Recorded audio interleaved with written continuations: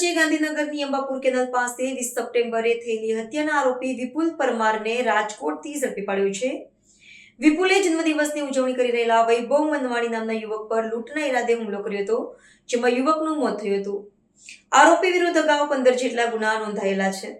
અમદાવાદથી નજીક અડાલજ વિસ્તારમાં 20 તારીખે સવારે 1 વાગે એક ખૂબ જ ગંભીર ઘટના બનેલી હતી, જેમાં ક્રૂરતાપૂર્વક હત્યા કરવામાં આવેલી હતી અને સાથે સાથે લૂંટ પણ કરવામાં આવેલી હતી।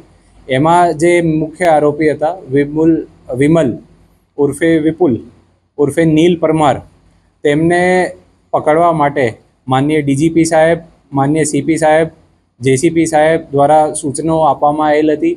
તે સાથે સાથે જુદા જુદા આપણે ગાંધીનગરની ટીમો, અમદાવાદ ક્રાઇમ બ્રાન્ચ, ATS વગેરે જેવી વિવિધ એજન્સીઓ દ્વારા સંયુક્ત કામગીરી કરવામાં આવેલ હતી।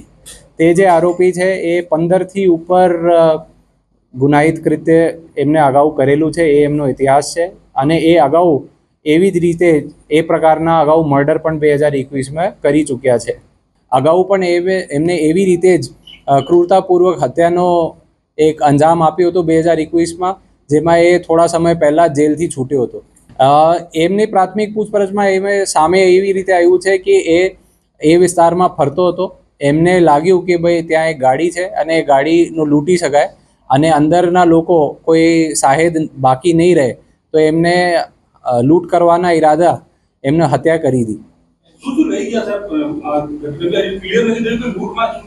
એમાં મોબાઈલ ફોન, ગાડી, કેશ વગેરે છે જે FIRમાં સામેલ છે। એ તમામ મીડિયાના મિત્રો સાથે શેર કરવામાં આવશે।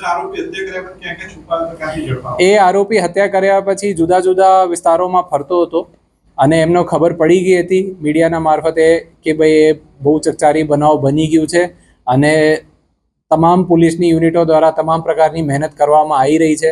તો એ ઈરાદાપૂર્વક એ છુપાવતો હતો।